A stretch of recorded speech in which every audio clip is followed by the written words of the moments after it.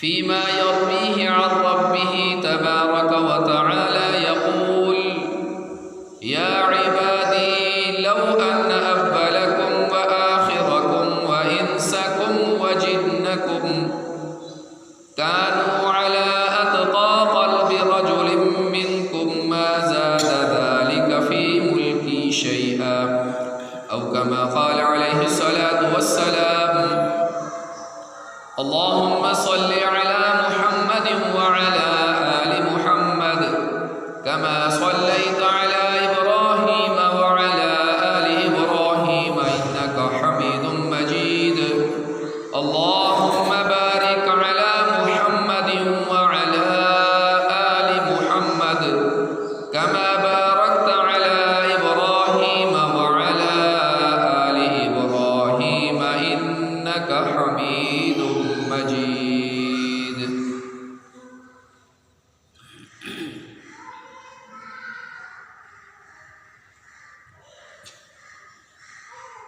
اللہ تبارک و تعالی کو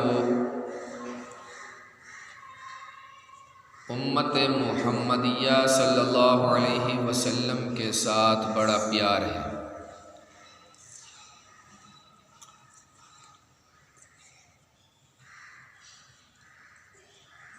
اس کی دلیل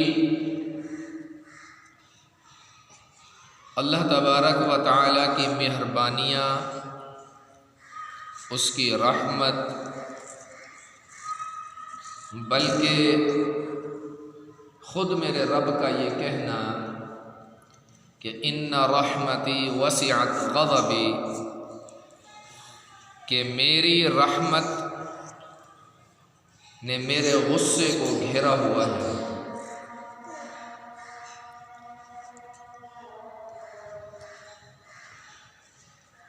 اب اگر پچھلی امتوں کو دیکھیں تو ان کی عمریں زیادہ، جب عمر زیادہ ہو تو عبادت زیادہ.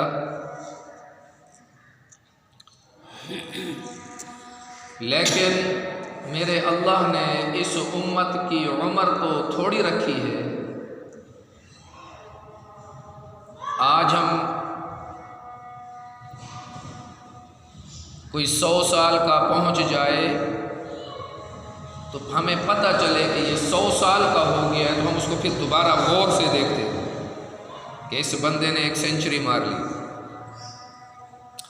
یعنی 100 سال کا آدمی ہمارے لیے بہت بڑی عمر ہے. لیکن پچھلی امتوں کی عمر دیکھو تو کسی کی 1000 سال عمر ملتی ہے، کسی کی 2000 سال تک عمر ملتی ہے. تو اس لیے اگر عمر کا تقابل کیا جائے تو پھر ہماری عبادت بھی تھوڑی، ہماری ریاضت بھی تھوڑی، ہمارے سجدے تھوڑے، ہماری تلاوت تھوڑی. تو قیامت والے دن صاف ظاہر ہے جب عمل تھوڑا ہوگا، جتنا عمل ہوگا اتنی ہی اس کی جزا ملے گی. لیکن اللہ نے کرم کیا کہ اس نے ہمیں ایسے اعمال دے دیے کہ جس پر وقت تھوڑا لگے اور اس پر اجر، ثواب وہ پہاڑوں جتنا مل جائے. وقت لگے 1 منٹ لیکن اس کے اوپر اجر آئے پہاڑوں جتنا. یہ صرف اور صرف اس امت کے لیے ہے، باقی امتوں کے لیے نہیں. پھر مزے کی بات کہ اللہ نے اپنے پیار کو کس طرح، اپنے پیار کا کیسے اظہار فرمایا. پہلی امتوں کے پاس استغفار نہیں ہے، پہلی امتوں کے پاس توبہ اس طرح نہیں جس طرح ہمارے ہاں ہے. پہلی امتوں کی توبہ کے لیے یہ شرط تھی کہ اپنے جسم کو کاٹو یا اپنے آپ کو ختم کرو. جیسے حضرت موسیٰ علیہ السلام کے دور میں کچھ لوگ جب دریائے نیل سے نکلے تو سامری نامی آدمی نے ایک بچھڑا بنایا اور یہ کہا کہ اس بچھڑے کو خدا مانو، یہی تمہارا خدا ہے. اب لوگ بھٹک گئے. کسی نے کہا واقعتاً یہی خدا ہے. پیچھے ہارون علیہ السلام سمجھاتے رہے لیکن نہیں سمجھے. جب موسیٰ علیہ السلام کو طور سے واپس آئے تو پتہ چلا کہ میری قوم کے کچھ لوگ بھٹک گئے، گمراہ ہو گئے، شرک میں مبتلا ہو گئے. تو اب اللہ سے آہوزاری کی، اللہ سے ہم کلام ہوئے تو اللہ نے آرڈر دیا کہ اب ان کی توبہ اس وقت قبول ہوگی کہ جو موحد ہیں وہ ان کے پیچھے کھڑے ہو جائیں اور جنہوں نے شرک کیا وہ ان کے آگے بیٹھ جائیں، اور جو موحد تھے جنہوں نے شرک نہیں کیا ان کے ہاتھ میں چھریاں ہوں اور وہ ان کے گلے کاٹیں. جنہوں نے شرک کیا ان کے گلے کاٹے، تب جا کے ان کی توبہ قبول ہوگی. تو اے اللہ یہ تو کسی کا بھائی ہے، کسی کا بھتیجا ہے، کسی کی بیٹی ہے، کسی کی بہو ہے. تو کتابوں میں آتا ہے اس کا حل اللہ نے یہ، کیونکہ اللہ تبارک و تعالیٰ کے ہاں تو کسی چیز کی کوئی کمی ہے نہیں، تو اللہ نے دن کو اندھیرے میں تبدیل کر دیا کہ کوئی کسی کو نظر نہ آئے کہ یہ کون ہے کون نہیں. نیچے بیٹھے اور انہوں نے چھریاں چلائیں، تب جا کے ان کی توبہ قبول ہوئی. لیکن اللہ نے ہمارے ساتھ کیا معاملہ کیا؟ جتنا بڑا گناہ ہو، جتنا بڑا گناہ ہو، بلکہ کتنا بڑا گناہ ہو، اللہ نے خود کہا کہ لو بلغت ذنوبک عنان السماء، کہ اگر اے میرے بندے، اگر تیرے گناہ دھرتی سیاہ ہو گئی. اب دھرتی کا سیاہ کرنا بھی اتنی بڑی کوئی کم بات نہیں ہے کہ پوری دھرتی کو سیاہ کر دیا. ایک گناہ کیا لکھا، دوسرا گناہ کیا لکھا، تیسرا گناہ کیا لکھے لکھے لکھے ساری دھرتی کالی ہو گئی. پھر اس کے اوپر گناہ اتنے کرتا گیا کہ وہ چڑھتے چڑھتے آسمان تک اگر پہنچ جائیں تیرے گناہ، آسمان تک تیرے گناہ پہنچ گئے. عنان السماء. اب کیا ہوا؟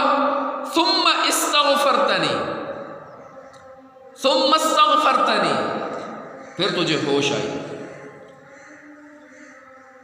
اس حالت کے اندر بھی اگر تو سچی توبہ کر کے گناہوں سے اپنے آپ کو باز کر لے، سچی توبہ کر لے، رب کہتا ہے میں تیرے پچھلے گناہ جو تو نے کر دیے وہ سارے معاف کر دوں. اچھا استغفار کا طریقہ پھر کیا ہے؟ استغفار کا طریقہ یہ نہیں کہ تم کسی اللہ والے کے پاس جاؤ وہ تمہیں کوڑے مارے، یا تم نے گناہ کیے تو محفل کے اندر کھڑے ہو کر سارے گناہ گنواؤ کہ میں نے یہ کیا یہ کیا یہ کیا یہ گناہ کیا یہ گناہ کیا، سارے گناہ گنوا کر پھر کہو سب کو کہ اب میں نے توبہ کی. یہ بھی نہیں. اللہ کہتا ہے میں ستار ہوں. ستار، یہ میں یہ بتا رہا ہوں کہ اللہ کی ہمارے ساتھ محبت کتنی ہے. اللہ کہتا ہے میرا صفاتی نام ستار. ستار کا معنی ہے بار بار چھپانے والا. کہتا ہے تمہیں کسی جماعت میں بھی جانے کی ضرورت نہیں، اپنے بیوی بچوں کو بھی کہنے کی ضرورت نہیں، دن میں آنے کی ضرورت نہیں. رات کے کسی پہر میں تجھے ہوش آ گئی، اس میں آ کر تو نے کہا کہ اے اللہ مجھ سے گناہ ہو گئے، غلطی ہو گئے، اب میں ہوش میں آیا ہوں، بہت گناہ کر لیے، نہ صغیرہ چھوڑے نہ کبیرہ چھوڑے. گناہ تو گناہ ہے نا اللہ والے. یہ فقہاء نے صغیرہ اور کبیرہ گناہوں کی آپ اس کے جدا کیا ہے کہ یہ صغیرہ ہے یہ کبیرہ ہے، لیکن گناہ تو گناہ ہے نا. ایک چھوٹی سی تیلی پورے جنگل کو جلا دیتی ہے۔ تو اب رات کے اندھیرے میں آ گیا اور اللہ سے معافی مانگی، توبہ کر لی، رویا دھویا۔ اللہ کہتا ہے، پھر اللہ قسمیں اٹھا رہا ہے کہ مجھے میری عزت کی قسم ہے، مجھے میرے جلال کی قسم ہے، مجھے میری کبریائی کی قسم ہے، اے میرے بندے میں نے تیرے سارے گناہوں کو دھو دیا، معاف کر دیا۔ پھر یہاں بھی بس نہیں ہے، جب سچی توبہ رب دیکھتا ہے کہ اب یہ میرا بن چکا ہے، سچا ہو چکا ہے، دل سے پاک ہو چکا ہے، یہ زبانی کلامی والی توبہ نہیں ہے، کان کو ہاتھ لگا لیے، ناک کو یوں کر لیا اور کہا کہ توبہ، یہ توبہ نہیں ہوتی۔ علماء کے پاس بیٹھا، سچی توبہ کر لی، پوچھا کہ توبہ کی شرائط کیا ہے، توبہ کس طرح کی جاتی ہے، اس کا طریقہ کیا ہے۔ اب اس طریقے کے ساتھ پکی توبہ کر لی، اللہ تبارک و تعالیٰ بھی دیکھ رہا ہے کہ دل کے اندر اس کے اب ندامت آ چکی ہے، اب یہ مکمل میرا بن چکا ہے۔ رب دو اعلان کرتا ہے، اب ایک اعلان تو یہ کہ میں نے تیرے سارے گناہوں کو معاف کر دیا، دوسرا اعلان یہ ہوتا ہے کہ ان گناہوں کو میں نے نیکیوں میں بدل دیا۔ یہ اس امت کا خاصہ ہے کہ استغفر اللہ الذی لا الہ الا هو الحی القیوم واتوب الیہ ایک لائن ہے، لیکن اس کے الفاظ کی ادائیگی کرتے وقت دل میں ندامت ہو، شرمندگی ہو، یہ اللہ کی کتنی بڑی محبت ہے۔ اب دوسری، اللہ نے مجھے یہ جمعہ دیا ہے، یہ جمعہ بھی مسلمان کے لیے عید سے کم نہیں ہے، لیکن ہمارے لیے ہفتہ بھی ایک چیز ہے، سوموار بھی ایک چیز ہے، جمعہ بھی ایک چیز ہے۔ جمعہ کو اسپیشلی طور پہ پہلی اذان دلوائی جاتی ہے۔ کیا مطلب ہے کہ اب وذر البیع، کہ جمعے کا دن ہے، خصوصی اہتمام کرو، ہفتہ اتوار سوار منگل بدھ جمعرات کو کماتے رہتے ہیں۔ اب جب پہلی اذان ہوئی، اذا نودی للصلاۃ من یوم الجمعۃ فاسعوا الی ذکر اللہ وذر البیع، کہ جمعے کا دن آ گیا ہے، لہٰذا جمعے والے دن اسپیشلی طور پہ اہتمام کرو۔ تم اسپیشلی طور پہ اہتمام کرو گے، رب کہتا ہے میں نے اس کے لیے بھی اسپیشل اجر رکھا ہوا ہے، ایکسٹرا اجر رکھا ہوا ہے، نماز کا اجر الگ دوں گا، صرف جمعہ ہونے کی وجہ سے کہ آج جمعے کا دن ہے، اس جمعے کی وجہ سے اس کا اجر الگ ہے جو کہ باقی دنوں میں نہیں ہے۔ اب درود پاک پڑھو گے، اب درود پاک پڑھتے ہو، فرمایا ایک مرتبہ درود پڑھو اللہ 10 رحمتیں بھیجتے ہیں، ایک مرتبہ درود پڑھو اللہ رب العزت جنت کے اندر درجات کو بلند کر دیتا ہے، گناہوں کو مٹا دیتا ہے۔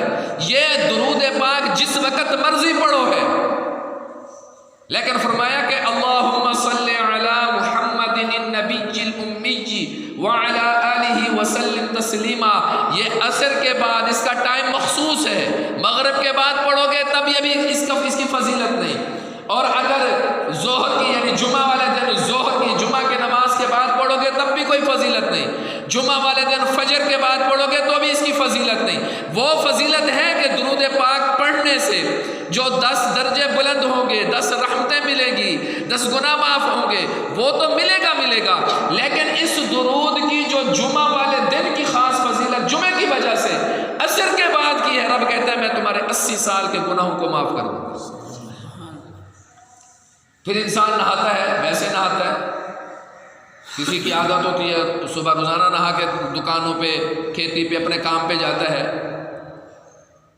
لیکن جو جمعہ والے دن کا غسل ہے، فرمایا جمعے والے دن کا غسل کرنا اس کا اجر کیا ہے، جب انسان جمعہ والے دن غسل کرتا ہے اس کے پورے جسم پہ جتنے بال ہیں، اتنے بھی گناہ اگر جسم پہ چمٹے ہوں سارے اللہ معاف کرتے ہیں، سارے دھل جاتے ہیں۔ یہ جمعے والے دن کا غسل ہے۔ اور پھر جمعے والے دن کی فضیلت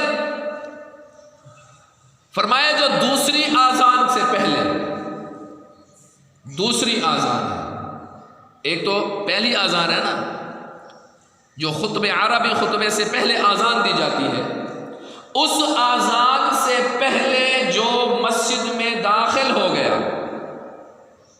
مسجد میں داخل ہو گیا۔ اب پچھلے جمعہ بھی اس نے ایسے کیا تھا کہ مسجد میں داخل ہو گیا، اس اگلے جمعہ آنے والا جمعہ پھر اس نے ایسا کیا، فرمایا درمیان میں اب جتنا پورا ہفتہ گزارا جتنے گناہ ہوئے اللہ معاف کر دیتا۔ یہ جمعے والے دن، لیکن کیا ہوتا ہے کہ عربی خطبہ شروع ہوا تب مسجد میں آ گئے، پہلی آذان شروع ہوئی اللہ اکبر مؤذن نے کہا تب مسجد میں داخل ہو گئے۔ اب وہ فرشتے دفتر بند کر دیتے ہیں، اب آنے والے کو جمعے کا ثواب نہیں ملتا۔ نماز تو ہو جائے گا کیونکہ آیا اس نے فرض نماز پڑھے، لیکن جو جمعے کا میرے رب نے اجر رکھا تھا وہ نہیں ملے گا۔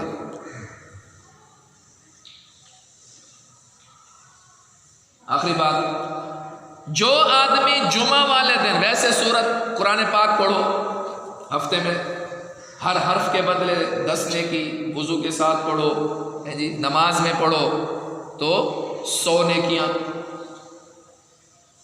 بغیر وضو کے پڑھو علماء بعد لکھتے ہیں ہر حرف کے بدلے 1 نیکی ملتی ہے، وضو کر کے پڑھو 10 نیکیاں ملتی ہیں، نماز میں پڑھو 100 نیکی ملتی ہے ہر حرف کے بدلے۔ اب سورت کہف ہے، کسی نے جمعرات کو پڑھا تو بھی یہی فضیلت ہے، بدھ کو پڑھا پھر بھی یہی فضیلت ہے، لیکن اگر جمعہ والے دن مغرب سے پہلے شریعت کے اندر دن کب تک ہوتا ہے؟ مغرب تک۔ اب مغرب سے پہلے اس نے جمعہ کی طلوع فجر سے لے کر مغرب سے غروب آفتاب سے پہلے اگر سورہ کہف اس نے پڑھ لی ہے، فرمایا اس کی کیا فضیلت ہے؟ ایک تو وہ اجر ملے گا جو قرآن پاک کی تلاوت کا ہے، ایکسٹرا اجر جمعے والے دن کا کیا ہے؟ فرمایا اگر اس کی زندگی میں اگر دجال آ جائے، دجال اس کو کہتے ہیں جس سے ہر نبی نے ڈرایا ہے، ہر نبی نے ڈرایا ہے دجال کے فتنے سے، تو اس کی زندگی میں دجال آ گیا، فرمایا اللہ اس کے ایمان کو سلامت رکھے گا، ورنہ دجال کو دیکھ کر کتنے لوگ اس کو خدا ماننے کے لیے تیار ہو جائیں گے، اس کے سامنے گر جائیں گے، سجدہ کریں گے، ایسے اس کے پاس طاقتیں ہوں گی، اللہ دے گا، مردے کو زندہ کر دے گا، زندے کو مار دے گا، جہاں بارش کہے گا بارش ہوگی، جہاں کہے گا رک جا رک جائے گی، جہاں ہوگا کھیتیاں اگ جائیں گی، جہاں کہے گا کھیتیاں برباد ہو جا کھیتیاں برباد ہو جائیں گی، پوری دنیا کا چکر لگائے گا، اس کے ساتھ جنت اور جہنم ساتھ چلے گی، بہت بڑا فتنہ ہے، کانا ہوگا، اس کی پیشانی پہ کافر لکھا ہوگا، لیکن ایمان والے کو نظر آئے گا، ہر بندہ نہیں دیکھے گا، ایمان والے کو نظر آئے گا کہ اس کی پیشانی پہ یہ کافر لکھا ہوگا۔ بہت بڑا فتنہ جس سے انبیاء ڈراتے گئے، انبیاء نے فقر پہ نہیں ڈرایا، تنگی پہ نہیں ڈرایا، ننگ پہ نہیں ڈرایا، قتل ہو جاؤ گے نہیں ڈرایا، لیکن دجال کے فتنے سے ڈرایا، تو اللہ اس کو دجال کے فتنے سے محفوظ رکھے گا۔ اور دوسرا کیا ملے گا اس کو کہ جمعہ والے دن جہاں سورت کہف بیٹھ کے پڑھے گا، وہاں سے لے کر بیت اللہ شریف تک درمیانی جتنا فاصلہ ہے، کل قیامت اندھیرے کا، ظلمت کا، جی قبر ظلمت کا گھر ہے اور بولسرات بھی اندھیرا ہے، تو اتنا فاصلہ جتنا بیت اللہ سے لے کر جہاں سے یہ بیٹھ کے پڑھ رہا ہے، درمیانی فاصلہ چاہے وہ 500 سال کا ہے، 5000 میل ہے، 500 میل ہے، جتنے فاصلے پہ پڑھے گا رب قیامت والے دن اتنا نور عطا کرے گا۔ یہ صرف جمعے والے دن ہے، تو میرے رب کا پیار ہے، عمریں تھوڑی ہیں لیکن اللہ نے ہمیں اعمال ایسے دے دیے ہیں، اعمال ایسے دے دیے، فرمایا ہر نماز کے بعد، ہر فرض نماز کے بعد جو سبحان اللہ 33 مرتبہ، الحمدللہ 33 مرتبہ، اللہ اکبر 33 مرتبہ، یہ 99 ہو گئے، ایک مرتبہ پڑھے لا الہ الا اللہ وحدہ لا شریک لہ لہ الملک ولہ الحمد وہو علی کل شیء قدیر، یہ چوتھے کلمے کے ساتھ ملتا جلتا ہے، تھوڑا سا فرق ہے، فرمایا ایک مرتبہ، یہ 100 ہو گئے، یہ 100 جب ہر نماز کے بعد پڑھے، رب اللہ کے نبی نے فرمایا اگر سمندر کی جھاگ کے برابر اس کے گناہ ہو رب معاف کر دیتا۔ اب کتنے منٹ لگے؟ لیکن عمل سے زندگی بنتی ہے، جنت بھی جہنم بھی، یہ خاکی اپنی فطرت سے نہ نوری ہے۔ دعا کہ اللہ رب العزت مجھے آپ کو ان کلمات پر عمل کرنے کی توفیق عطا فرمائے۔ وآخر دعوانا الحمدللہ رب العالمین۔